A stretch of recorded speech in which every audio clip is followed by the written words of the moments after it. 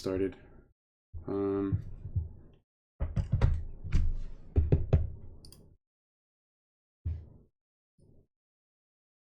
Right, so picking up from Tuesday, right, the main thing that, essentially we were waiting for, right, wasn't if we're going to react from here, but more so if whether or when we were going to take this liquidity, which is the same thing as this up here, right, which we'll cover in a bit. But right, as you can see, we didn't initially take the liquidity out, right? As you can see, this was Tuesday, and then we came for a liquidity grab, but we didn't take full liquidity out. So a liquidity grab that just gave a very, very strong reaction and came back into even a wick of interest. Not the cleanest move ever, right? So I personally stayed away from this, not because of this, right? I stayed away because of this, right? And we'll come back to EU in a bit, but right, EU actually did take out the liquidity, whereas DXY didn't. So it's just, that's an inconsistency that I saw. So even though you can honestly take an intraday counter trend position based on an intraday break of structure, right, came back into an efficiency, this is by all means valid, and you can see that it gave a strong reaction, right? But what's important to know, actually, let me take this off, is, right, that our major intraday is still bearish, right? So this is still bearish, but EU actually took out liquidity, right? Even though DXY did come for liquidity afterwards, I assumed that either way, this is not something I want to touch because it is not clear enough for me in terms of comparing DXY to EU. Whereas, remember what we said in DX and on EU, that if we were to have retraced, right, then we would have then taken structure, right? That is what we talked about on Tuesday. Actually, let me note this high first.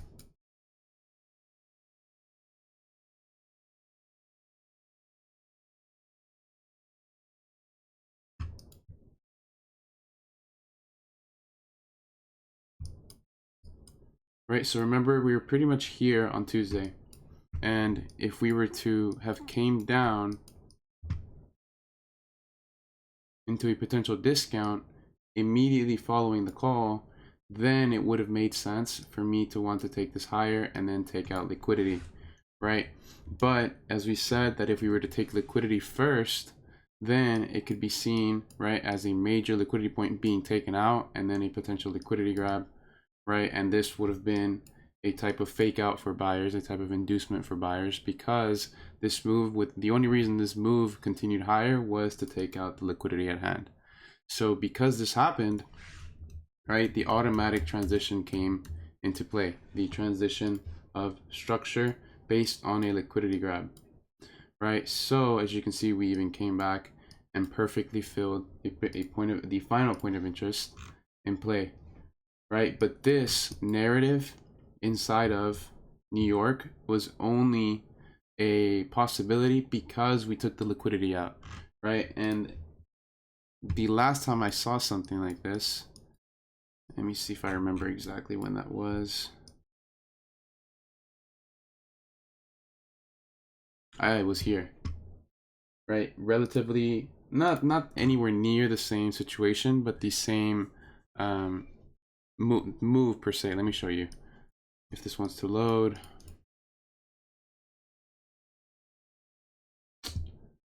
All right, what is going on?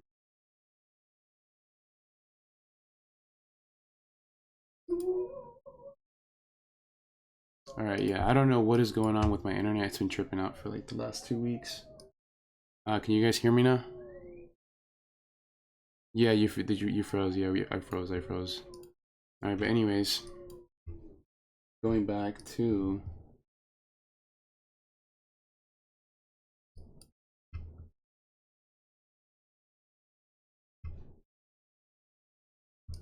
here,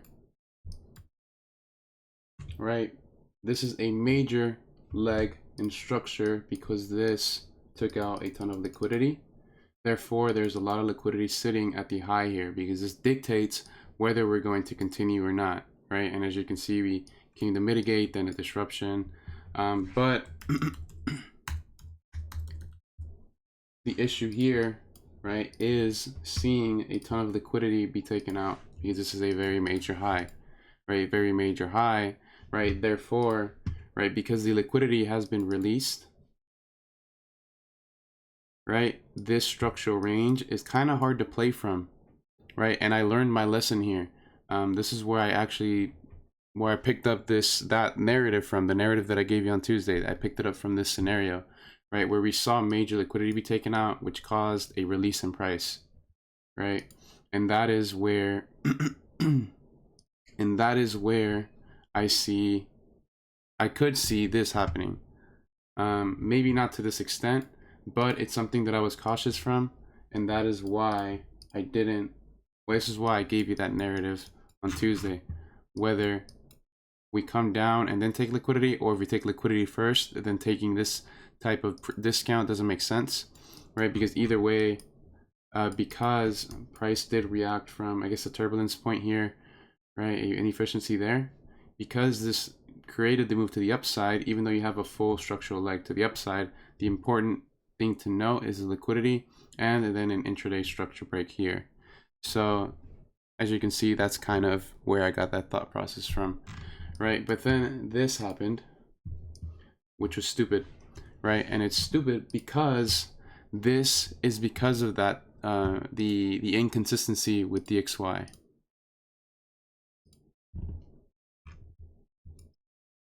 Right, the inconsistency with DXY in terms of we didn't take out the liquidity fully, so DXY came to get that liquidity, right? And that caused a spontaneous reaction on DXY because of the same reason from EU. So you see it happen on EU, that's where I built the narrative from, right? Then you see it happen on EU initially, but because DXY didn't get the liquidity to begin with, it came and got it, you know, the hard way. And that is why I stepped away. I just, like I said, this is something that's extremely messy. Even this sell is very, very nice, right? But it's not something I would prefer to take because of the disparity here, right? Where we didn't take liquidity here, but we did take liquidity here. So I'd rather just sit and spectate, right? Hopefully that makes sense. So I didn't touch this. I'm good on this. I did trade USD CAD today. Right, USD CAD, very interesting today. And GU as well. Right there. Right, so obviously we are bearish, right? But something that I noted inside of the range was the internal structure break. There was an internal structure break, right? And as we were coming into session right here, 7 a.m., we were inside of an H1 point of interest, SC with inefficiency fill there. Right, so I wanted to see if we could get any type of setup in play here, right? So as we come into smaller time frame,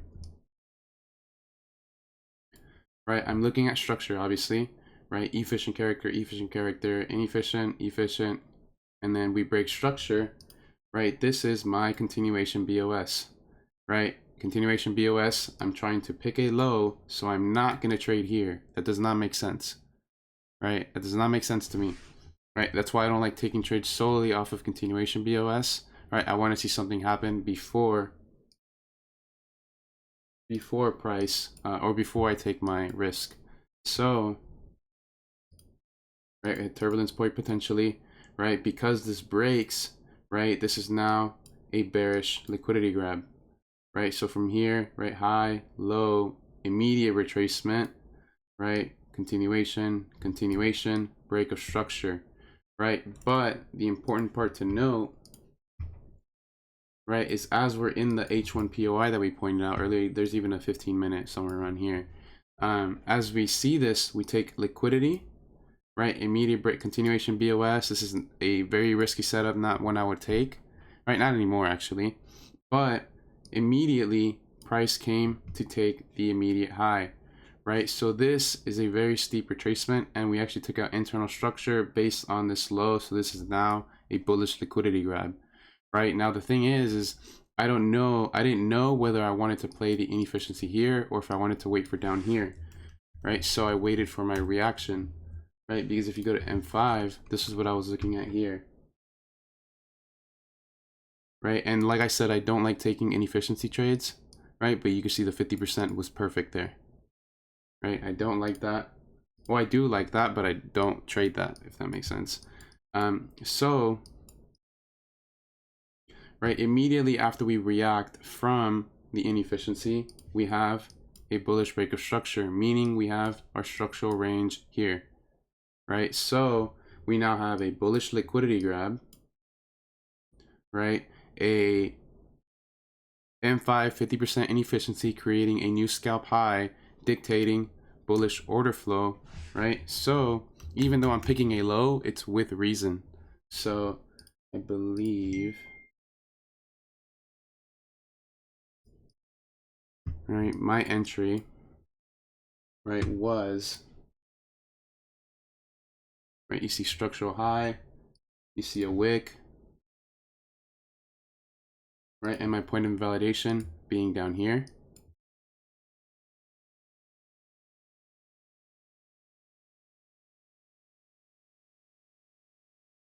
Right, so my position was at the beginning of the wick,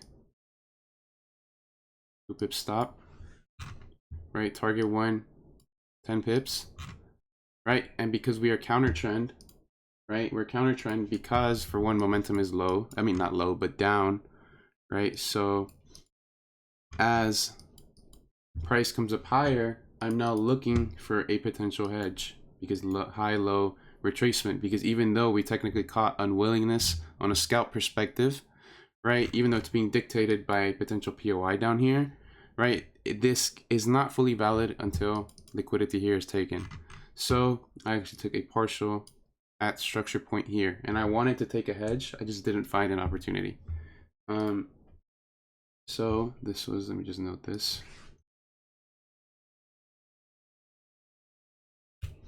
Right, so next target was already 28 pips, and just with that partial there,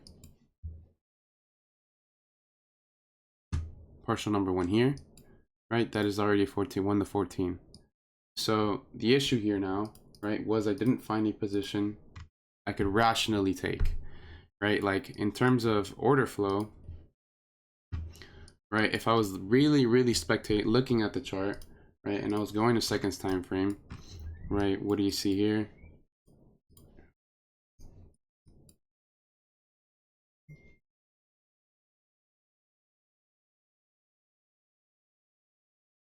Right, we see the final potential POI that could have happened. Then we see a reaction, meaning this is a valid POI, a disruption because we take out the low and because we take out the point of interest, which should technically be there. I believe it's M1. Right, yeah, the inefficiency fill invalidation would have been there. So that is automatically taken out. And if you're really paying attention, this is an M1 SC, right? And this is a very conservative hedge with a pretty big stop, 4 pips, right? But that's not necessarily the type of trade I would take, so that's just me telling you hindsight. But yeah, I didn't get to find a good hedge position, but as you can see, that's still up and the partial is taken, so I see that as a win. As for GU, right, this one,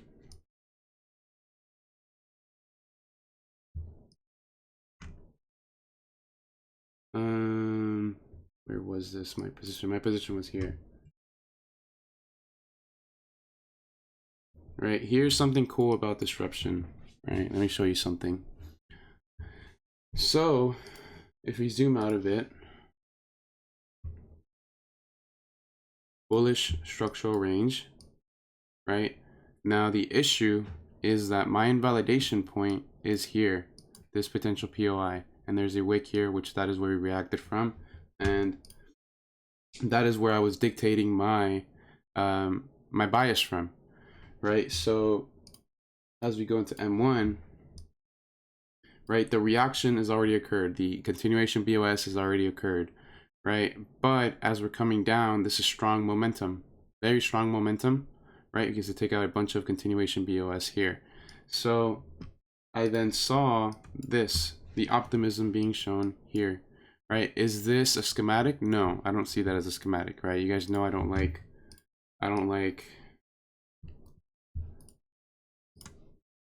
okay, I don't like that. I don't like schematic, quote unquote, 4. I don't think that's a schematic. It doesn't make sense to me. And as you can see, this is an example of it. So I'm not taking it because I think it's a Wyckoff setup. I'm taking it because of another reason. So, right, what I see here, right, the original thing I had marked out was this area, right? Because we have inefficiency and we have a potential SC inside of this candle. So that is referenced. Right, we have we generated a reaction, a continuation BOS, right? So I saw this as unwillingness based on low, high, break of structure, unwillingness reaction, right? So my position, right, I saw mitigation here. I saw inefficiency fill here, and there's a wick here as well. So my position is here, which is a 2.5, 2 pip, right? So that generated a reaction, right? And me, right, as I see this here, I'm like, all right, I'm in the clear. This is gonna moon, right? This is gonna fly. I'm paid. But unfortunately, as I was spectating this, I even told Falco about this, right? Is that I'm being bamboozled because of this point of interest right here, right? This point of interest, right, generated a reaction, right? And even though we broke it, actually because we broke it, that's the reason why I didn't close my trade off the bat, right? But then I didn't reference this, which is going into very, very deep micro. And so I didn't reference this, which is why I didn't close my trade, because I would have seen, if this reaction would have happened here, I would have seen that as because this broke, I would have seen it as a break, and then, you know, this is the deepest point, right? But even though my SL was down here, I did actually, because we broke a new structural range, if this low is broken, my trade is invalid. So I'm now cutting my risk,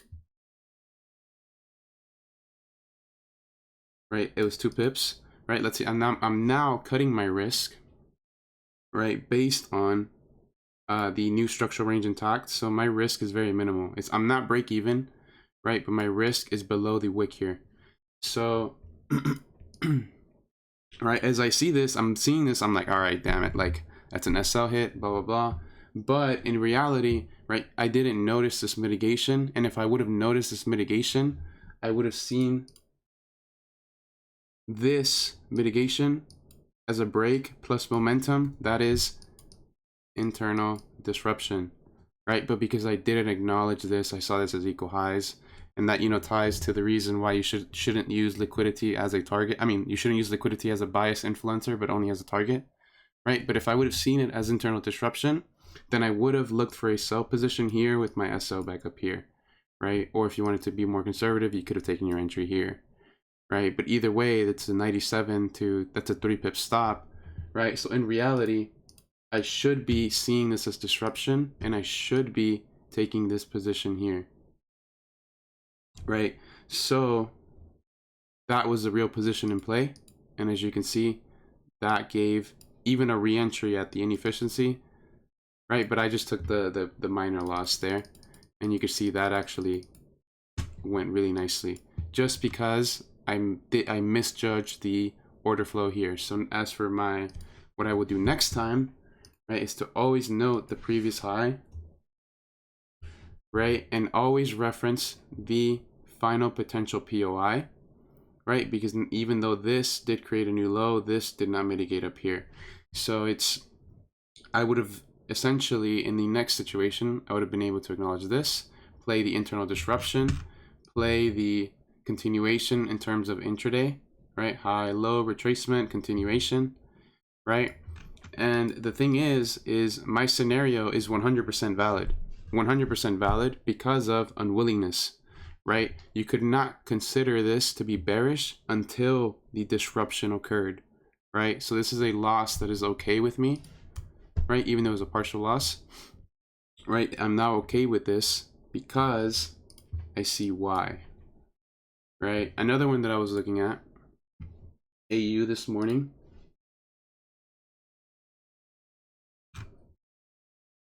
Where is this? Okay, I saw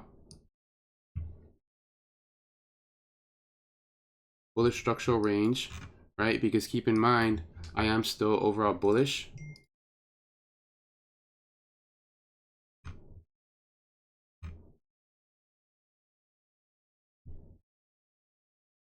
Hold on, sorry guys, let me mute my phone real quick.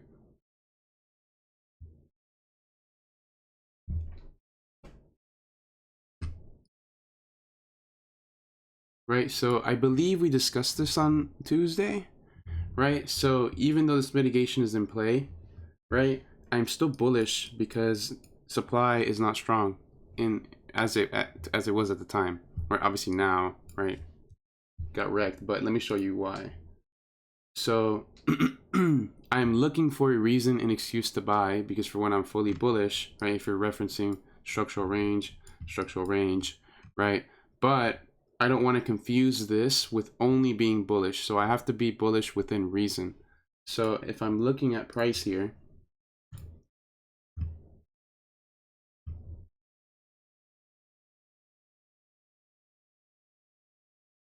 right, I take this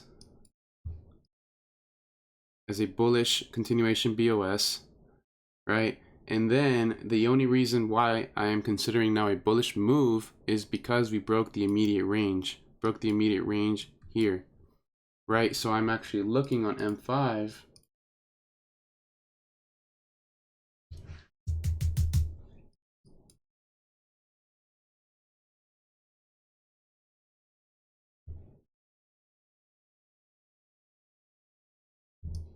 I'm trying to remember exactly. Hold on, let me pull up this chart. I know I sent it in here. Can we pull up this chart? 1 second. Oh no, I didn't send it. I deleted that chart. Sorry about that. Let me find this. So anyways, I was looking. Potential point of interest. Turbulence point, because that is a different character in comparison to the rest.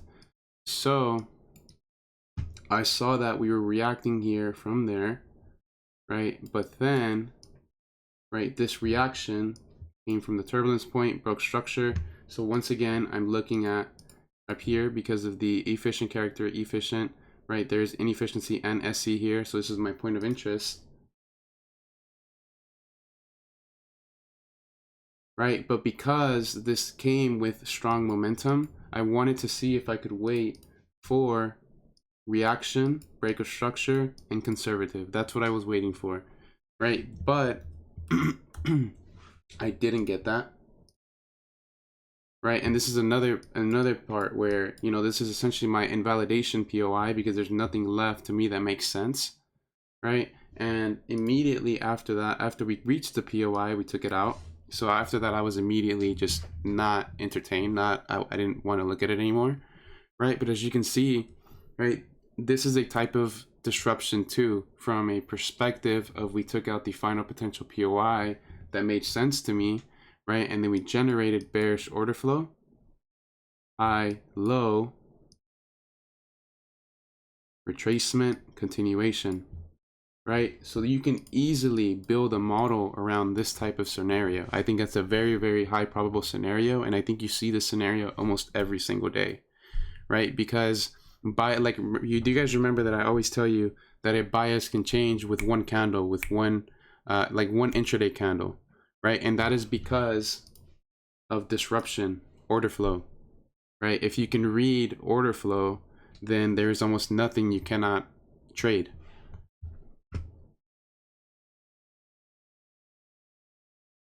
Right? Yeah, the GU, that's fine. That's like, you see what I mean? So at the time of the execution, the idea makes a lot of sense, right? The idea makes a lot of sense. You actually went about it the right way. But then that's where the management portion comes into play, because all it takes is one form of disruption and your entire bias shifts, right? Just like here, my entire bias shifted as soon as that happened, right?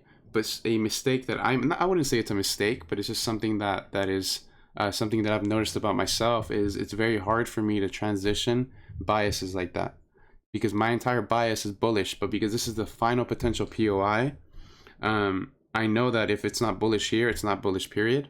So I just let it go. I don't actually transition into the bearish bias. Something I'm working on, but pretty much, yeah. So back to the GU example, right? At the time that the execution is taken, the scenario makes sense because it follows the rules. But like I said, all it takes is one intraday candle. All it takes is one disruption, one mitigation, right? And that's why you have to be on your toes with this stuff.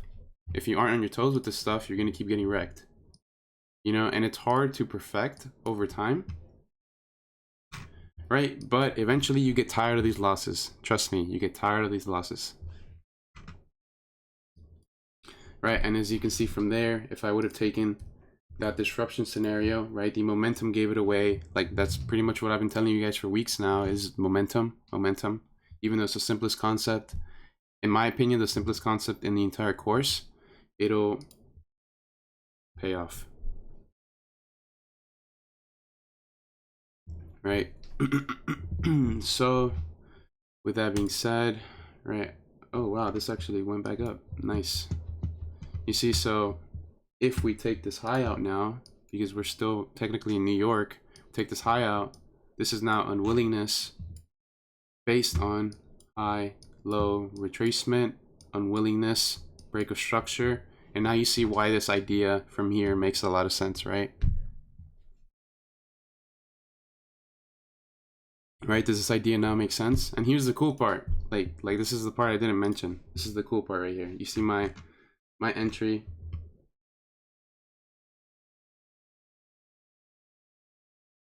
I believe it's right here. Here's the cool part. H1.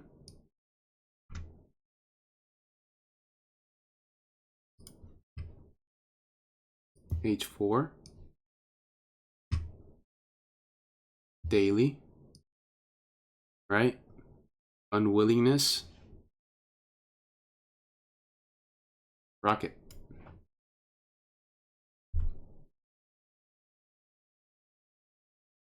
Right, it completely counter trend, but I'm okay with that because I took it within reason. I took it within reason based on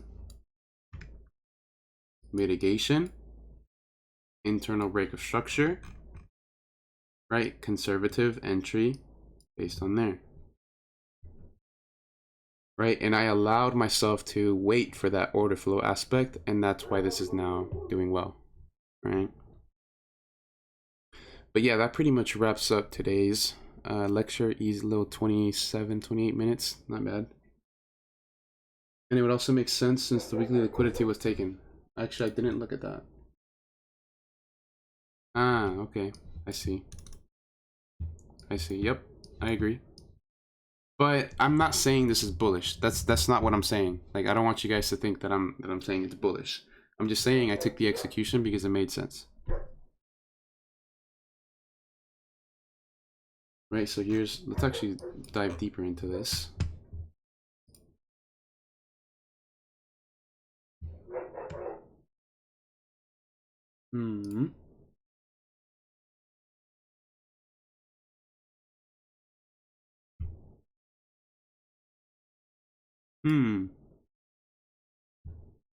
It's suspect.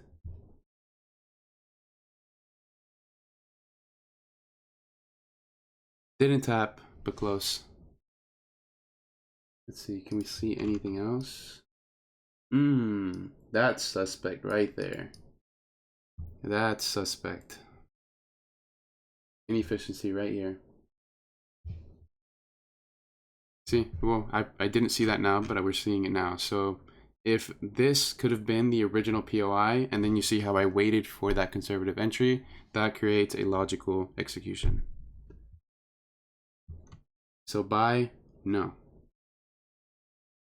Could you please answer, like, how do you usually backtest? I don't really back, for one, here's the thing, right? And this is something that I really liked about Eddie in the group.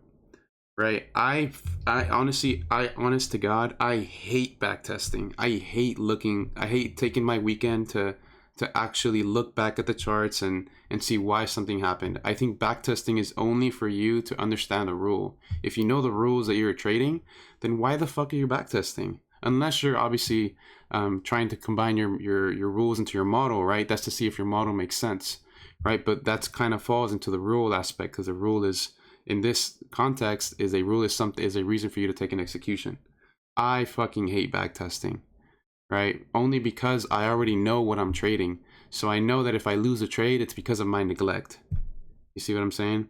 And that ties to what I talked to Lewis about the other day, right? I don't lose trades because my models are bad. I lose trades because of my ignorance, because of my laziness, because of me not being focused enough, right? And that's honestly the hardest part.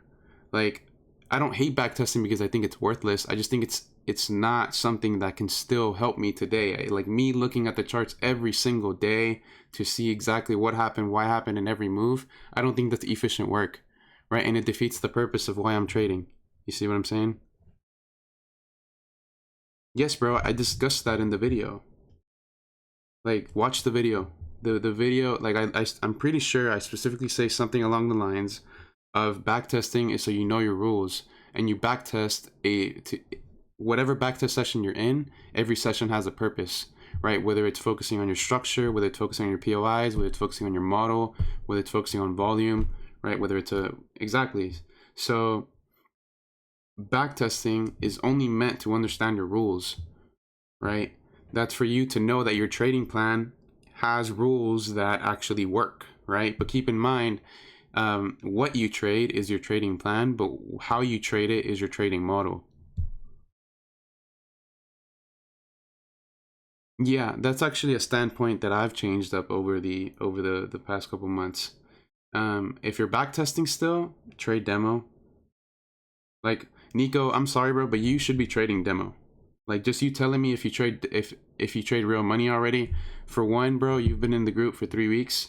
I know that you don't know everything based on our conversations. So because you don't know everything, it's justifiable to trade demo. Now, if you want to trade real money when you don't know what you're doing yet, then then go ahead. I'm not going to judge you for it, but go ahead. Right? But if you were a beginner, you would focus more on stress testing. If I was that defeats the purpose. I mean, that's backwards. If I'm a beginner, why would I be already trying to trade everything? You see what I'm saying? Bro, I can't trade demo. Why? Like, you saying that already tells me a lot about how you think. Right? So, Paul, in terms of if I was a beginner, it depends what type of beginner you are. Are you beginner um, as in, are you barely learning your rules? Or do you already know your rules and you're building a model? Or do you already know your model and you're just starting to apply your model? What kind of beginner are you speaking? Like, I need a bit more context on that. As in, you know the rules, but you're just starting. Okay, then yes, you're still back testing because you just know your rules, but you don't know how you're using your rules, which is your model. You need to pay for your mistakes. So if you don't know what you're doing with something, and you know you don't know what you're doing with something, yet you still want to force yourself to trade real money, I don't think that's justified. You can trade your real money when you have a model in place, because that's when you're actually stress testing. But if you're still in the back testing phase, why are you throwing away money?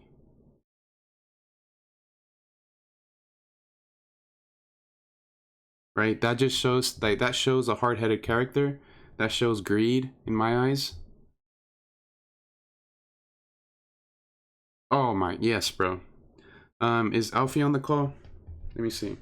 Is Alfie on the call? Alfie's not on the call. I'm disappointed. The thing about like Alfie, I literally had to tell him to not focus on anything for 3 weeks so that he could create his models, because he knows. And I think the same thing with. Let me see who was on this call. I talked to.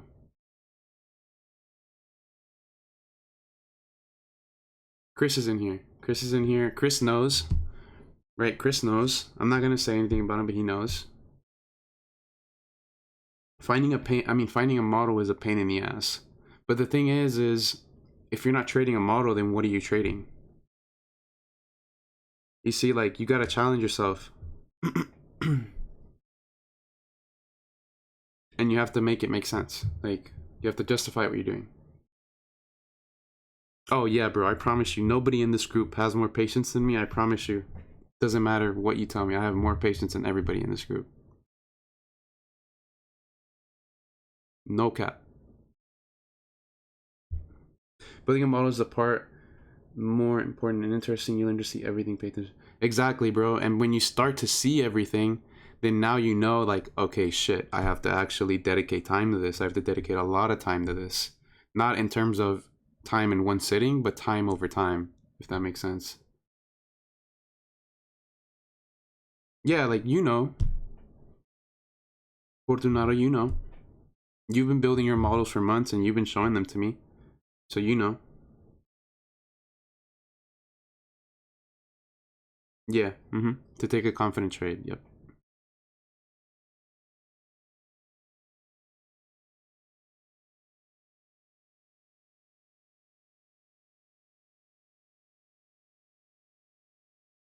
Yep, every day.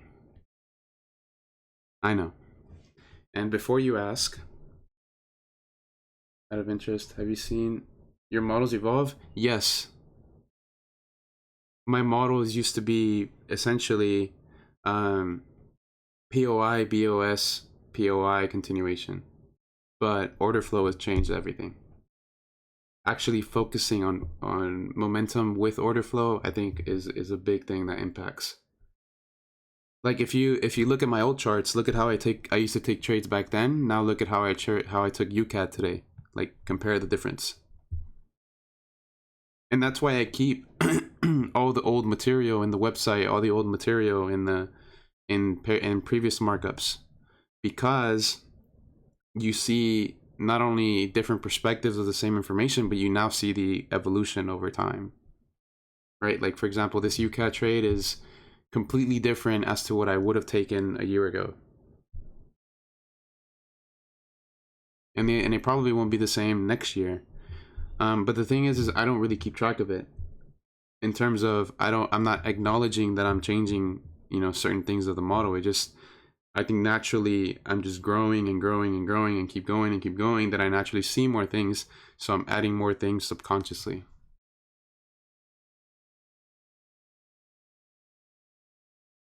You want to discuss an EU trade? Do you have markups, or how do you want to do it? Cool, send them on the chat, and you can unmute yourself. Send all of them and I'll open them up.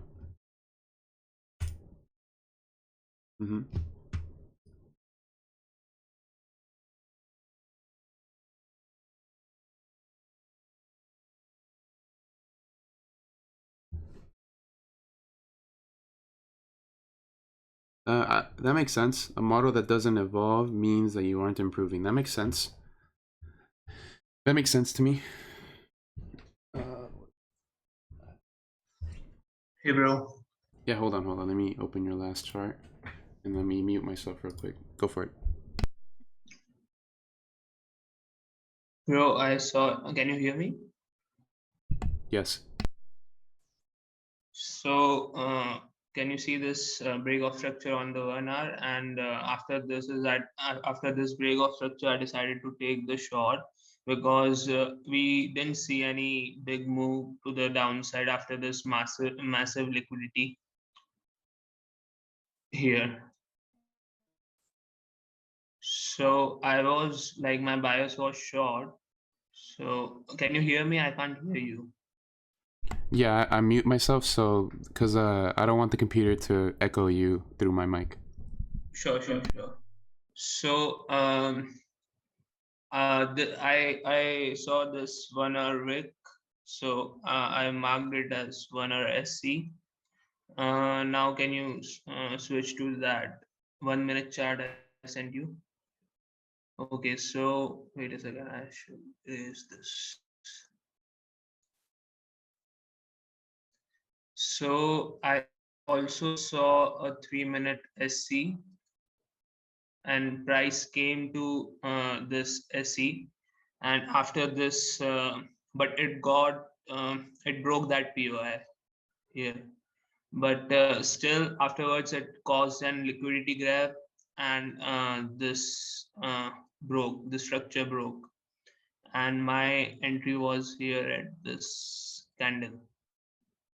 So I didn't get why it went up and then tanked all the way down. Okay, this one, same thing. Because momentum was also very weak to the upside, and I was like anticipating shorts, and volume also was diminishing. And afterwards I was stressing over to know the reason why I lost, but I couldn't find any. And then I just saw that this might be a schematic where we can see volume, this as buying climax, and afterwards this whole thing as upthrust. I also assume this as secondary test and this as UT, because I've seen that sometimes UT, mostly all the time, UT breaks the structure here. But if I consider this as UT, then it hasn't uh, broken this buying climax. So this is invalid in my eyes. So this will be here. This way, I will consider this as UT. Okay, so something I'm seeing off the bat is previous structural range, right? But as you can see, we have mitigation, right? Mitigation that should have created a new high, but didn't. Then that was taken out.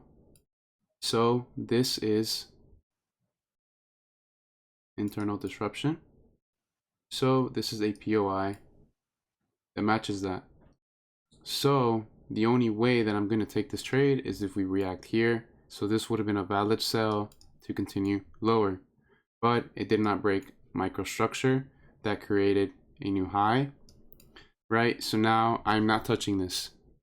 For one, that in this situation, I would not touch this at all. Even if this happened, I would not have touched that. But let me also see something, right? What day was this? Today.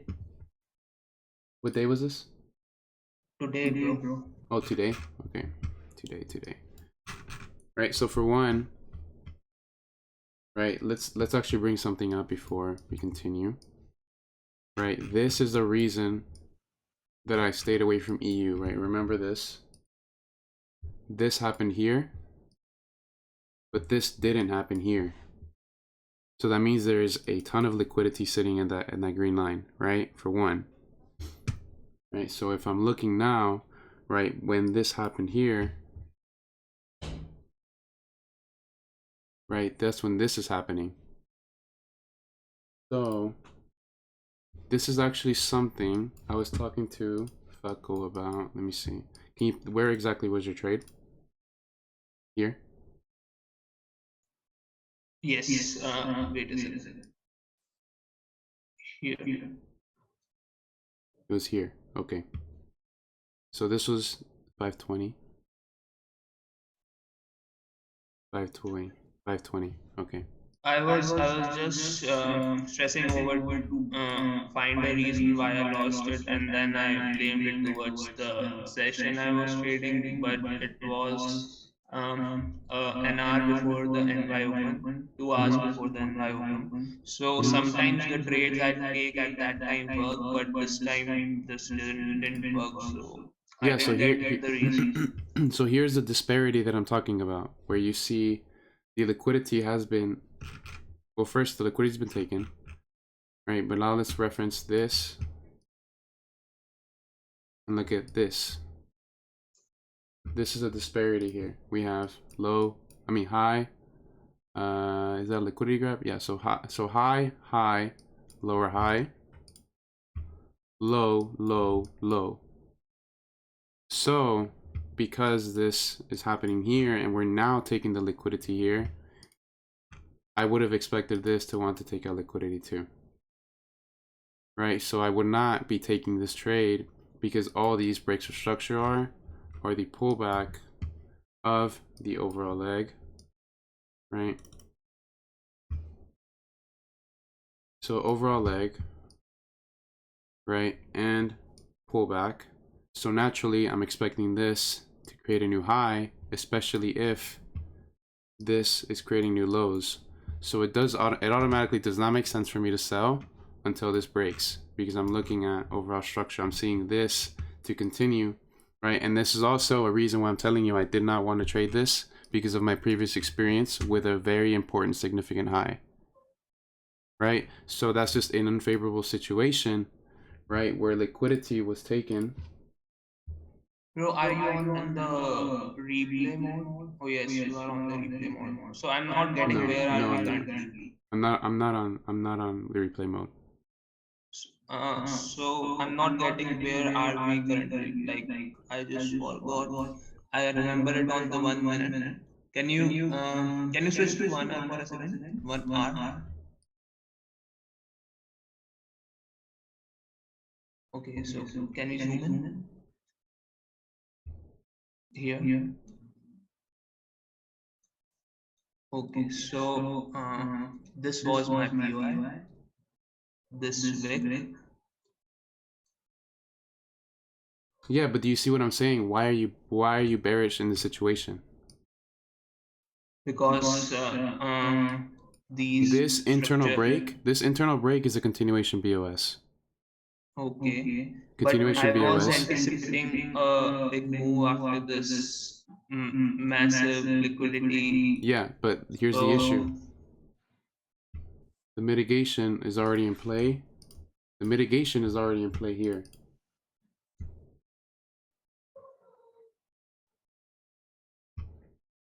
Right, so for me to be bearish, I would not want this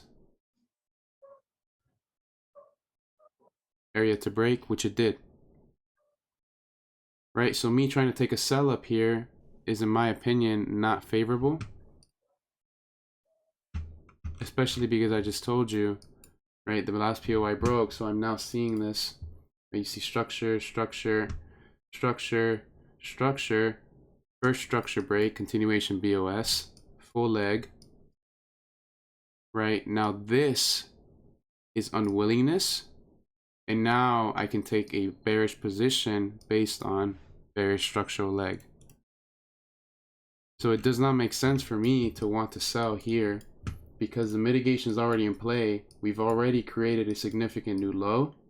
So I'm expecting a turbulence point to create a reaction, which it never did. Broke that. And then we even took out the liquidity of the high that created the low. So it does not, I can't justify a sell until we break overall structure. So you see this continuation BOS is the initiation of low high retracement. Does that make sense?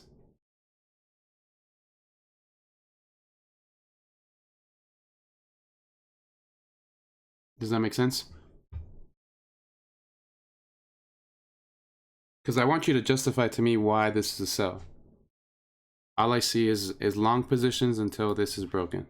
Hey bro, can you hear me now?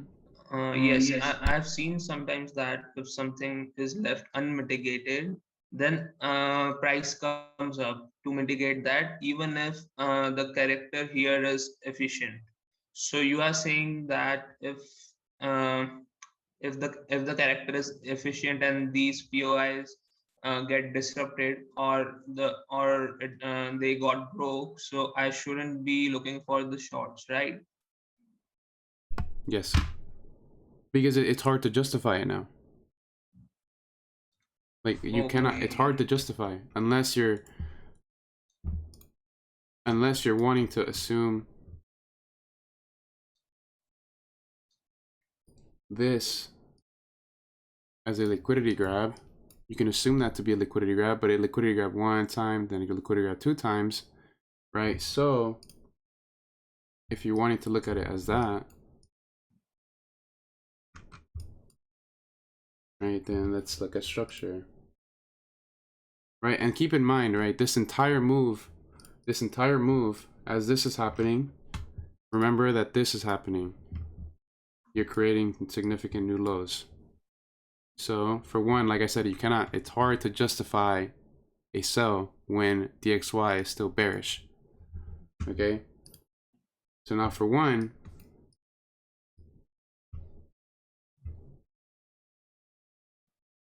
liquidity, did this mitigate anything?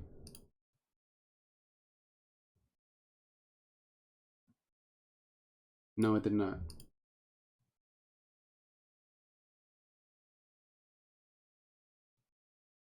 Okay, yes it did. No, it did not. Does not make sense to me. Reacted from a POI, but no 50%, that does not make sense to me. 5 second.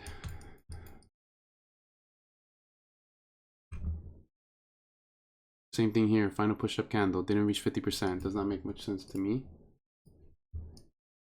Right, so now you're trying to justify this POI, right? But there is no volume carrying this POI. I don't see a mitigation. This would have made more sense to me if this was a 50% and then this creates another reaction, but it's still a very deep retracement, hard for me to justify. Let me see what you're saying. So it's not invalid to me, but this isn't strong order flow to me. Okay. This isn't strong order flow to me. I lost here. I anticipated that it might be mitigating something here, and then this structure got broke, right? And I took the No, I see position why you're here. taking the position. I'm seeing why you're taking the position, but my only issue is that the overall picture is not bearish to me. That's my issue. The overall picture is not bearish because the mitigation already took place, but then we came back to take it again. So I'm just saying, if we're bearish, then why are we taking out the full POI? So that's why anything here is unjustifiable to my rules. That's what I'm trying to tell you. Right? I'm not saying your execution is wrong. I'm saying your direction originally was wrong until this happens. Right? Obviously now you can tell me, yes, the direction was right. Obviously you can tell me that now. But at the time, the direction sense did not make sense to me. Right? At this time. Let me show you. At this moment here, at the moment of your execution, here.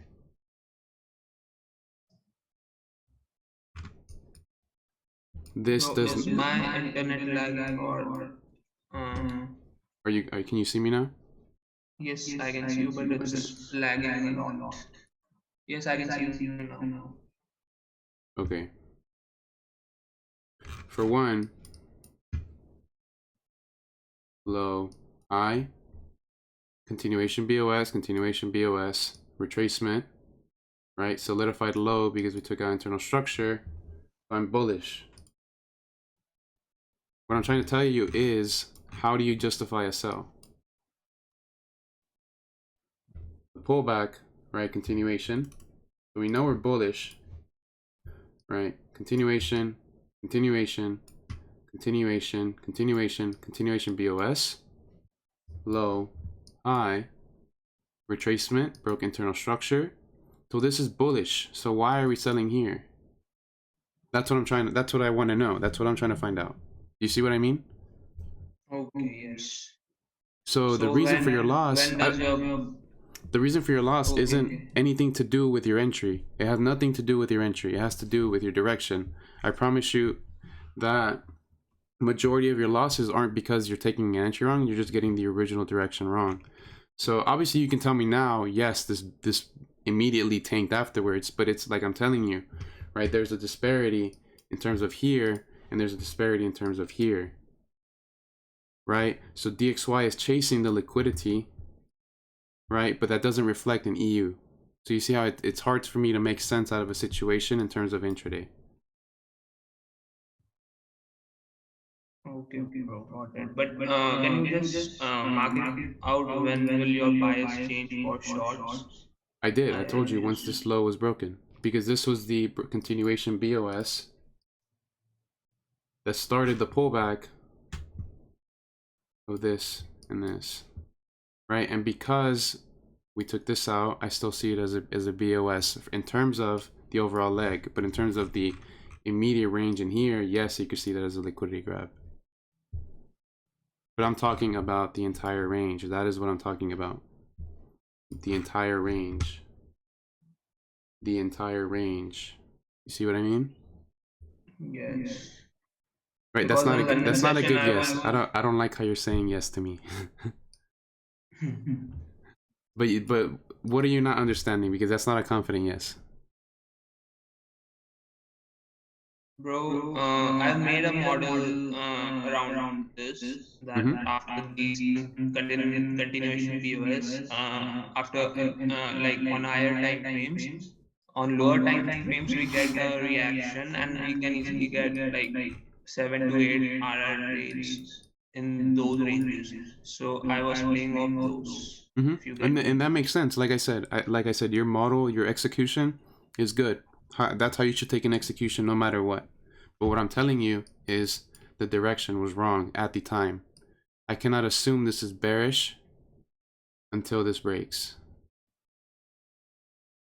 Okay. But if you're taking an Let's execution again. here, then you better acknowledge that you know that you're counter trend on a higher structural level, not in terms of the immediate. Because obviously here, in terms of scalp, yes, you're bearish here. You're bearish in terms of scalp, right? But in terms of swing leg for when you're bullish, major intraday leg you're bullish, minor intraday you're probably shifting right now. Scalp is bearish based on the BOS that you showed me, right? So I'm just saying nothing's wrong with your execution. I'm just saying what's wrong is your direction here.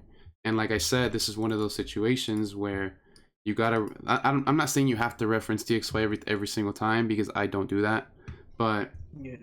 I the never issue reference DXY. That's what exactly. made So me like. DXY is pursuing the liquidity that I'm telling you about here. At the same time, 520, 520. Whereas that's where this is happening, 520. You see what I'm saying? Yes, So I don't yes. necessarily think this is EU's fault.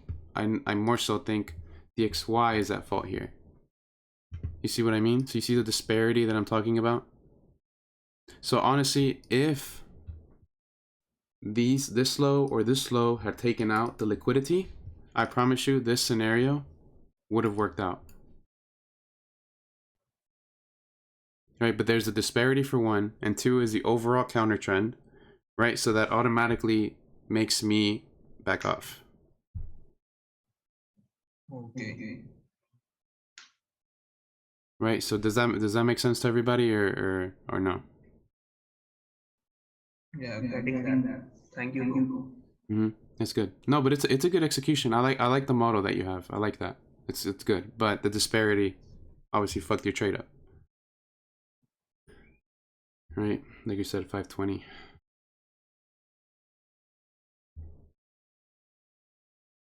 And I guess that's also why you can justify waiting for session. And yes. Right? Like that made a lot of sense. That AU right here too melted. Sad I didn't catch this disruption here. You see, 40 pips on a Friday. I personally love trading Fridays. Right, even if Friday doesn't give you a swing opportunity, I promise you it gives you a really good intraday almost every Friday. But yeah, just make sure you check your direction first above everything, and just know that obviously EU is referenced by using DXY. So if there's a disparity in hand, right, or something that doesn't make sense, then I'm good. Like I'm personally good. I'm not gonna trade that. I'm good. If I see a scenario elsewhere, I'll take it. Like USD CAD. So you see what I mean? You see this playing out? You see? Yes. All right, let's actually see if there was an entry here. Now that we're here. All right, so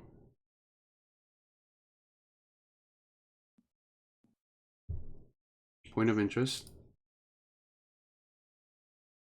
Point of interest. Nah, that's where my entry is. That wouldn't make sense to me. Here's where the volume started. So 2 potential reference points. Right, what happens? Right, 3 things can happen to a POI, right? I've said that in a previous Zoom. You can either react from the open, you can react from the 50%, or you can have a liquidity grab of the POI. So, as you can see, this is where structural ranges comes into play. High, low, retracement, right? Continuation, right? Full leg down, right? So now that's the scalp leg, micro leg, low, high, low, high, low, break of structure, high risk, right? High risk entry, right? But right here, another micro break, right? Another micro break. And if you want to be conservative,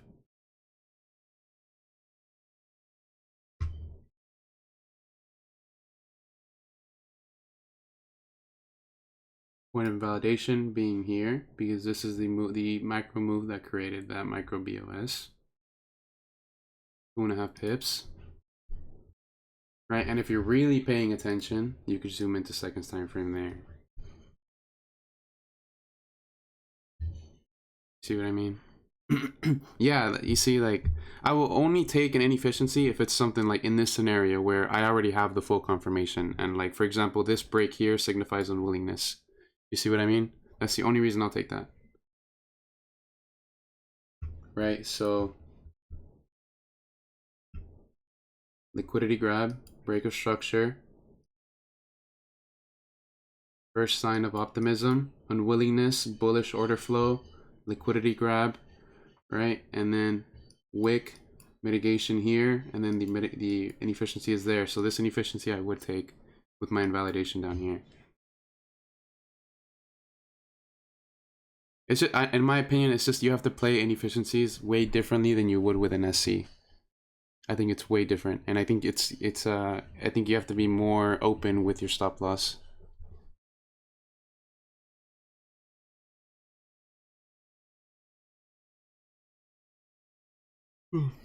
Is it wrong to use that? Which one? Circle it.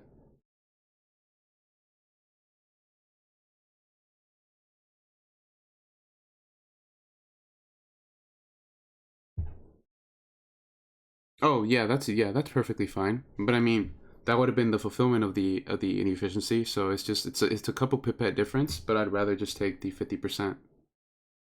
Like what difference is it gonna make? 2-3 pipettes? I just want to make sure I get in the trade. Yeah. I like that. Increasing volume in BOS. Yes.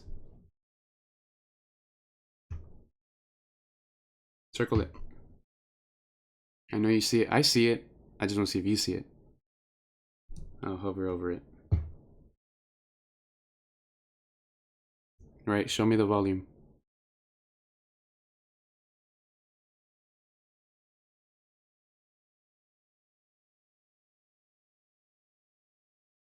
Yes, exactly.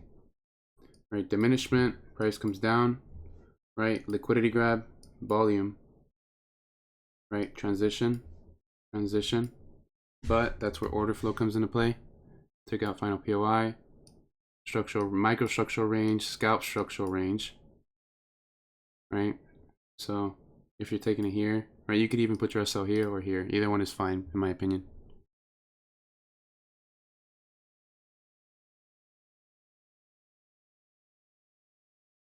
But yeah, either way, guys, I have to go.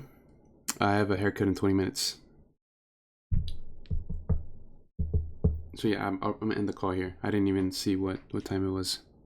Yeah, I have to go. But yeah, thank you guys for hopping on. I'll see you guys on Tuesday.